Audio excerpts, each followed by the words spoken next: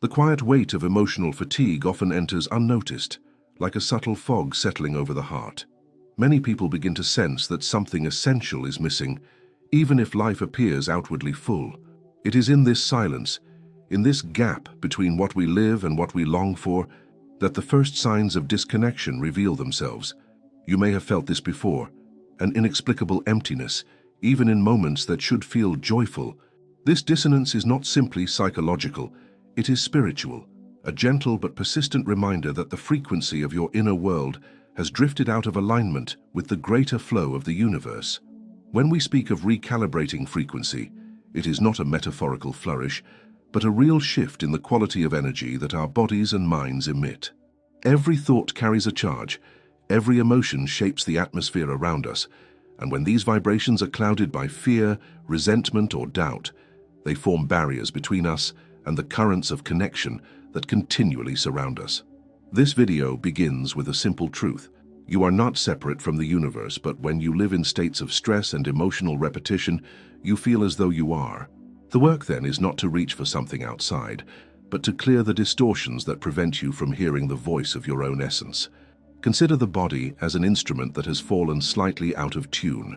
Even the most skilled musician cannot create harmony with strings that have slackened or tightened unevenly. In the same way, you cannot manifest clarity, abundance, or peace from a state of inner dissonance. The process of recalibration begins with awareness, the willingness to pause long enough to notice how your emotions circulate and how your body holds them.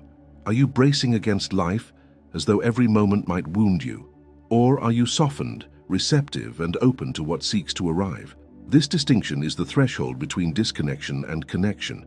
Yet awareness alone is not enough. Transformation arises when awareness is joined by intention.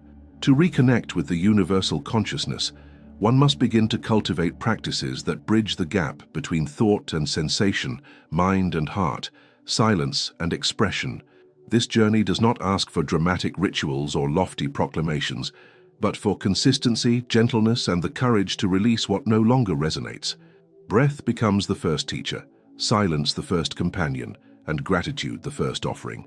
Through these simple acts, the fog begins to lift, and a deeper rhythm can be heard again. As you step into this introduction, know that the path we will walk together is not about perfection, but about presence. It is not about conquering, but about returning. The pain you have carried does not disqualify you. It is, in fact, the very doorway into a more authentic connection. In the chapters that follow, we will explore how to regulate the body and the heart, how to listen to silence as if it were sacred scripture, how to rewrite the inner stories that keep us bound, and how to anchor daily practices that turn fleeting inspiration into enduring transformation.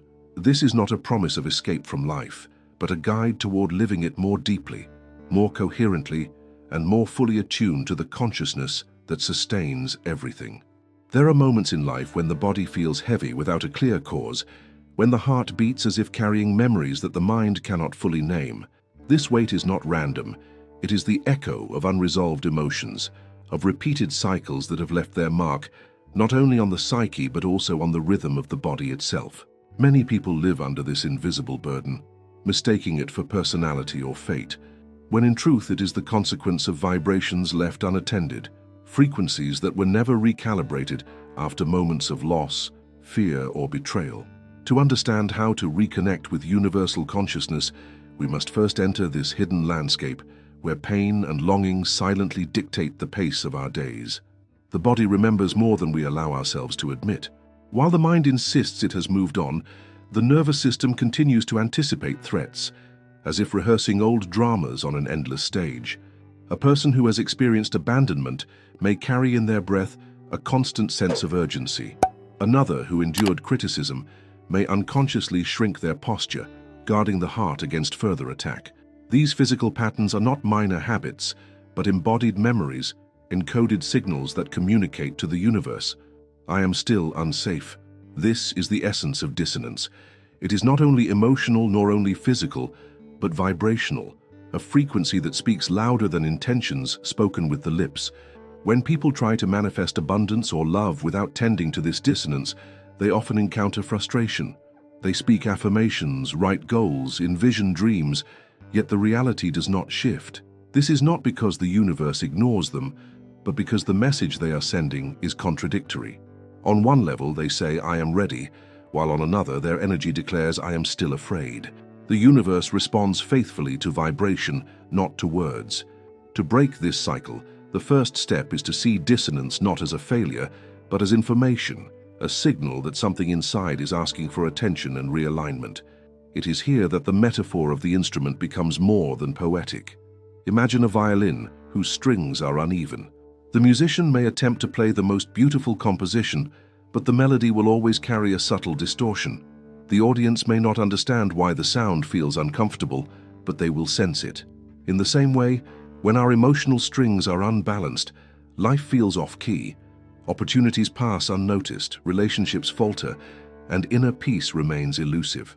The solution is not to abandon the song, but to tune the instrument. Recalibration of frequency is the process of tuning the self until thought, emotion, and body vibrate in coherence. One of the least discussed truths is that the body must often be regulated before the mind can believe in new possibilities. Trying to envision a brighter future while the nervous system is locked in survival is like planting seeds in frozen soil. No matter how noble the intention, the environment is not ready to nurture growth. Practices that bring the body into safety, slow breathing, relaxed posture, grounding attention in the present, are not secondary to spiritual work. They are the foundation. When the body recognizes safety, the heart can open, and when the heart opens, the mind can believe. This progression, body to heart to mind, is the natural sequence of recalibration. Yet regulation alone is insufficient without intention. Many people confuse calmness with connection. Her calm body may bring temporary relief, but without directing that calm toward a higher intention, the cycle can repeat. Intention acts as the compass, guiding the new frequency toward creation rather than stagnation. It does not need to be grand. In fact, the most effective intentions are often simple phrases that unify direction and emotion. "I walk with clarity today," or "I choose to embody compassion." These statements, when aligned with regulated breath and coherent emotion, transform into powerful frequencies that ripple into the universe. To illustrate this shift, imagine a person who begins each morning with a brief ritual. They place a hand over the heart, close their eyes, and breathe deeply for several minutes. As the body softens, they recall a memory of genuine gratitude, allowing the warmth of that moment to spread through the chest. Only after this emotional state is fully present do they speak their intention for the day. The words no longer fall into emptiness. They are carried on a frequency that the universe recognizes as coherent. Over time, small synchronicities begin to appear. Conversations align with long-held desires, opportunities arise without force, and inner guidance becomes clearer. This is not coincidence, but the direct result of recalibrated frequency. Silence, too, becomes an essential ally in this process. In silence, the background noise of thought recedes, and the subtler vibrations of intuition can be heard. Without silence, the mind rushes to fill every gap with analysis, often reinforcing the same patterns that led to disconnection. Silence is not emptiness, but a fertile ground where coherence takes root. By entering silence daily, even for brief periods, one begins to sense the underlying rhythm of the universe, a rhythm that is always available yet so often masked by constant noise. The transformation that follows is gradual but unmistakable. The individual who once lived in cycles of tension begins to notice lighter moments of presence. The conversations that used to trigger fear no longer hold the same power. The restless search for validation gives way to a quieter confidence. These shifts may appear small, but they are evidence that the frequency has begun to change. As the vibration stabilizes, connection with universal consciousness is no longer a concept, but a lived experience. One feels guided, supported, and part of a larger whole. This chapter invites you to see your pain not as an obstacle, but as an invitation to recalibrate. Every wound carries with it the possibility of new coherence. The memories that once weighed you down can become the very material from which a higher vibration is crafted. The body that once betrayed you with anxiety can become the anchor of presence, and the silence that once felt uncomfortable can transform into a sanctuary where your essence and the universe meet. The journey is not about erasing the past, but about tuning the instrument of your being until it resonates with the music of the cosmos. There is a moment in every seeker's path when words no longer soothe, when explanations feel hollow, and when the only doorway forward is silence. This silence is not mere absence of sound, but a vast presence that holds within it the seeds of clarity. For many, silence is uncomfortable because it strips away distraction, leaving only the raw texture of their own thoughts and emotions. Yet it is precisely in this discomfort that transformation begins. Silence teaches the body and mind to release the endless compulsion to control, to plan, and to anticipate, and instead to lean into a deeper rhythm that is always present but rarely acknowledged. Modern life conditions us to live in constant noise. Notifications, conversations, background chatter, and the ceaseless stream of thoughts create an environment in which the subtle voice of inner guidance is drowned out.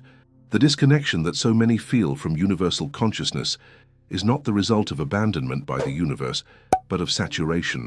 We are so full of input that we have no space to perceive what has been there all along. Silence is the act of clearing that space, of lowering the volume on the external so that the internal may speak. And when the internal speaks with coherence, the universal responds with unmistakable resonance. The mystery of silence is that it does not impose itself. It waits patiently until the individual is ready to surrender the urge for constant stimulation. When that surrender occurs, silence reveals itself not as emptiness, but as fullness. It is like entering a forest at dawn. At first it seems quiet, but as you attune your senses, you notice the layers of sound, the rustle of leaves, the distant call of a bird, the hum of insects. Similarly, in the silence of your inner life, the more you attune, the more you perceive the delicate signals of intuition, the subtle nudges of guidance, and the gentle affirmations of the universe. Many spiritual traditions describe silence as a form of prayer, not one that asks for anything but one that listens. To sit in silence with the heart open is to say to the universe, "I am available." In that availability, insights arrive not as forced ideas, but as gentle recognitions. A person may suddenly understand why they have been repeating a pattern, or they may sense a clarity about the next step to take. These insights are not manufactured by the analytical mind, but are received from a field that transcends the individual. Silence, therefore, is not passive. It is profoundly active in its receptivity. The nervous system, too, responds to silence. When the environment grows quieter, when the breath slows, the body shifts from vigilance into restoration. This shift is not merely psychological but biological. Heart rhythms stabilize, stress hormones diminish, and the immune system strengthens. In this regulated state, the frequency emitted by the body grows coherent. And coherence is the language the universe understands.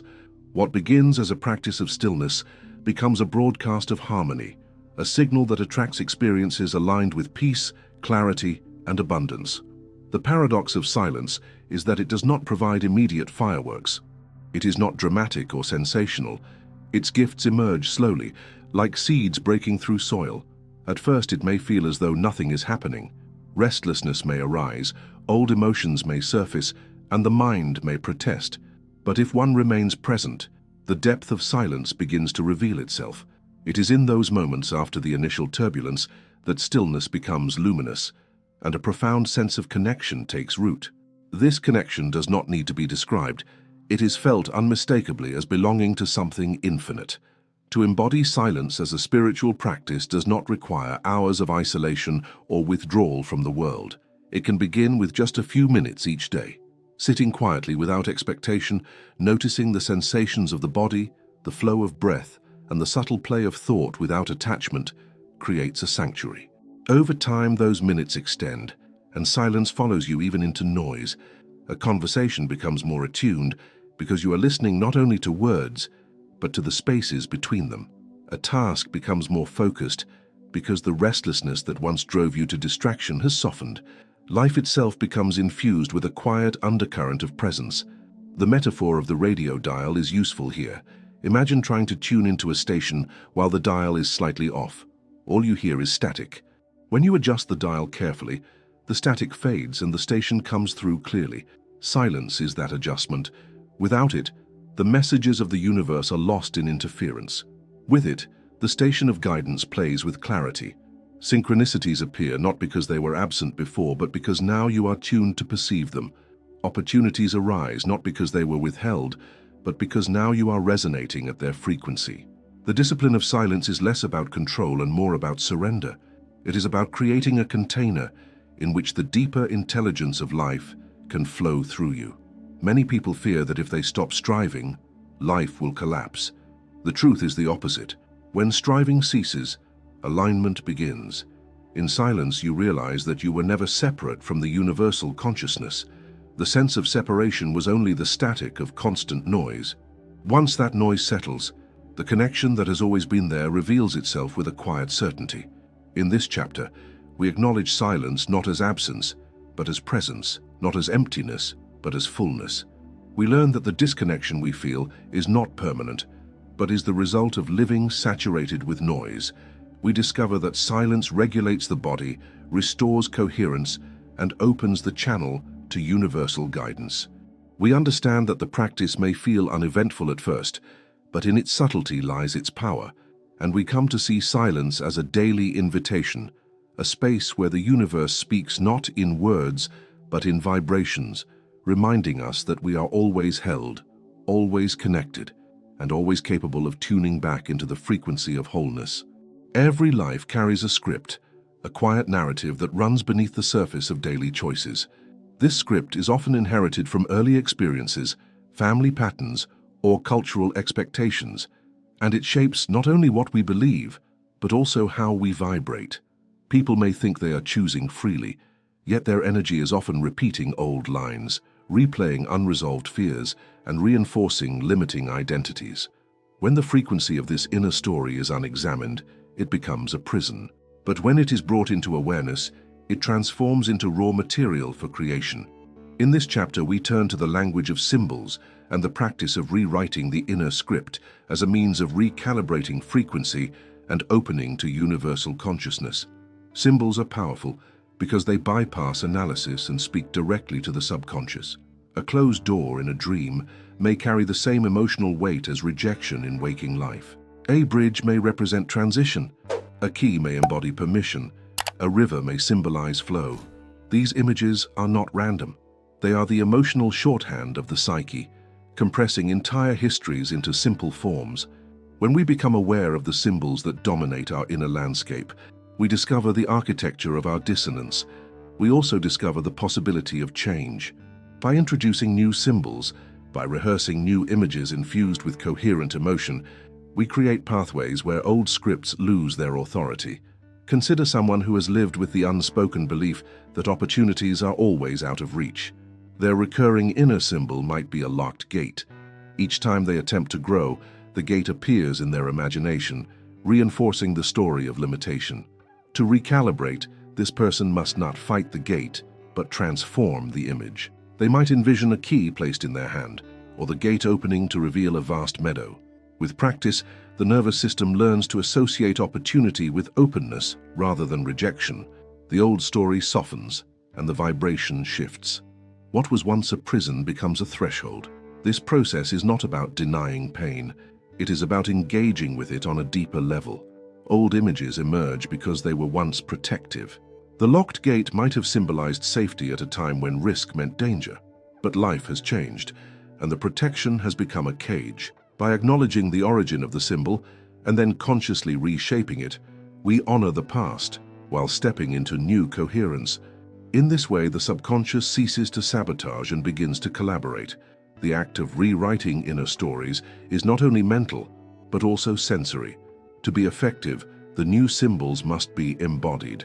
A visualization without feeling is like a script without actors. It remains flat. To embody a new symbol, one must add texture. Imagine the warmth of the sun while standing in that open meadow, the scent of the grass, the ease in the chest as the body relaxes into the scene. These details anchor the image in the nervous system. They create memory traces that compete with the old script. With repetition, the body begins to respond, as if the new story were already true. It is important to note that the universe responds not to the words we speak, but to the emotions and frequencies we sustain. If a person declares, "I am abundant," while their body is flooded with fear, the frequency remains incoherent. But if they imagine holding a symbol of abundance, perhaps a vessel overflowing with light, and allow gratitude to rise naturally in the body, the frequency becomes congruent. The universe recognizes this coherence as truth and responds accordingly. Symbols act as bridges between intention and vibration, translating abstract desires into embodied frequencies. The shift that follows is often subtle at first. A person who once felt invisible may begin to notice moments of recognition in daily life. A kind word from a stranger, a new invitation, an unexpected collaboration. These are not random. They are reflections of the new frequency. As the story changes inside, the outer reality begins to echo it. The gate that was once locked has opened, not only in imagination but in lived experience. The individual feels less like they are forcing life and more like they are participating in a dialogue with it. This dialogue is the essence of connection with universal consciousness. Life is not a static set of conditions, but a responsive field, always reflecting the frequency we emit. By tending to our symbols and stories, we learn to communicate more clearly with that field. Instead of sending mixed signals of desire and fear, we broadcast coherence, clear intention married to embodied emotion. The universe, in turn, mirrors that coherence with opportunities, synchronicities, and support. The relationship becomes one of co-creation rather than struggle. The work of reprogramming symbols also cultivates compassion. As we see how our own subconscious has been protecting us through old images, we realize that others are also living within scripts they did not choose. This awareness softens judgment and deepens empathy. We begin to sense that we are all navigating a symbolic terrain, all seeking to rewrite stories that no longer serve. This shared journey binds us in a collective field of healing and transformation. In the end, the language of symbols reminds us that transformation is not only intellectual, but experiential. Words may inspire, but images rooted in sensation rewire. By engaging with symbols consciously, we create a direct path into the subconscious, recalibrating the frequency of our being from the inside out. What once held us back becomes the very fuel for connection. The locked gates open, the bridges extend, and the rivers of life flow freely again. In this symbolic renewal, we discover not only ourselves, but also the presence of a universe that has been waiting all along to meet us in coherence. There comes a point on every journey of transformation when insight alone is no longer enough. Understanding the nature of dissonance and the value of silence, or even rewriting the inner story, is powerful. But unless these truths are woven into the fabric of daily life, they risk fading into memory like dreams upon waking. This is why rhythm matters. The human spirit thrives on ritual, on repeated gestures that remind the body and mind of their deeper alignment. Without rhythm, inspiration becomes fleeting. With rhythm, inspiration becomes embodiment. This chapter explores the art of daily alignment, not as rigid discipline, but as a gentle cadence that sustains coherence and keeps the frequency tuned to universal connection. The mistake many make is to assume that transformation requires grand gestures or dramatic sacrifices. In truth, what sustains alignment are small but intentional acts, repeated consistently. Just as the tide reshapes the shoreline not with force, but with persistence, so too do daily practices reshape the inner landscape. These practices are not performed to appease some external authority, but to remind the self of its own essence. They become anchors in the midst of uncertainty, guiding the individual back to presence when the mind wanders and the heart forgets. To understand rhythm is to recognize the body itself as an instrument of cycles. Breath flows in and out, the heart beats, cells regenerate, and sleep restores. When daily life ignores these natural cycles, disconnection grows. People stay up late, rush meals, and crowd schedules without regard for the body's innate tempo, and then they wonder why they feel spiritually depleted. Alignment begins by honoring the cycles already within. This does not demand perfection but attentiveness, listening for when the body asks for rest, when the mind longs for quiet, when the heart yearns for expression. Responding to these subtle cues is itself a form of spiritual practice. One of the most transformative rhythms is the way a day begins. The moments after waking hold immense power because the mind is still pliable, not yet overwhelmed by the demands of the world. To spend these first moments in alignment, through silence, breath, gratitude, or intention, sets the tone for everything that follows. It is like tuning the strings before playing a song. If the tuning is neglected, the entire melody suffers. When the morning begins with coherence, the rest of the day vibrates differently. Challenges may still arise, but they are met with steadiness rather than chaos. Equally vital is the way a day ends. Evening becomes the threshold between activity and renewal. Too often people carry the turbulence of the day into the night, replaying conflicts, worrying about tomorrow, or numbing themselves with distractions. This not only disturbs rest, but also imprints the subconscious with incoherence.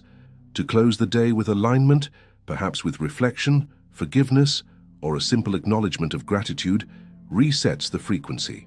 Sleep then becomes not only physical restoration, but spiritual recalibration. The subconscious, nourished with coherent signals, continues the work of alignment even in dreams. The rhythm of alignment also includes how one moves through the spaces in between. It is not only mornings and evenings that matter, but the pauses woven throughout the day. A few minutes of conscious breathing between tasks, a moment of stillness before entering a meeting, or the simple act of noticing the warmth of sunlight on the skin can recalibrate frequency instantly.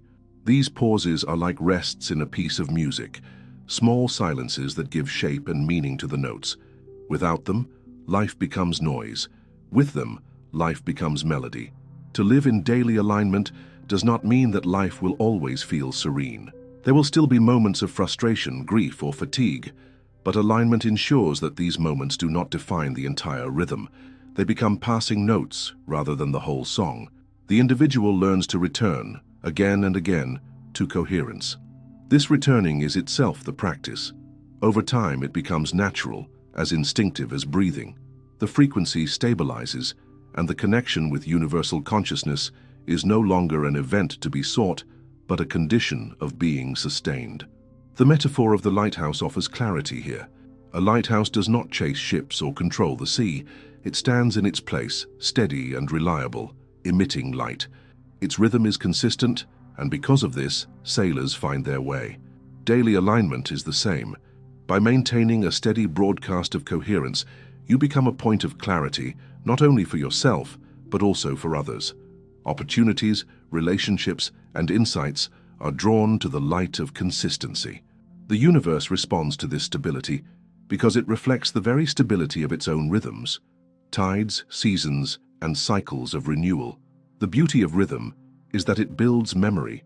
Just as muscles strengthen with repeated use, the nervous system learns from repeated coherence. Over weeks and months, the body begins to expect alignment. The heart naturally seeks calm, the mind gravitates toward clarity, and the emotions lean into gratitude. What once required conscious effort becomes embodied habit. This is the fruit of rhythm, transformation that lasts, not because of willpower, but because the very structure of being has shifted. In this chapter, we see that alignment is not a one-time event, but an ongoing rhythm. We learn that mornings and evenings are thresholds of immense power, that pauses throughout the day are essential rests in the music of life, and that consistency, not intensity, is the true path to coherence. We discover that daily practices are not burdens but blessings, gentle reminders of who we are and of the connection that never leaves us. By honoring rhythm, we tune ourselves to the greater symphony of the universe, and in that symphony, we find our place, our purpose, and our peace.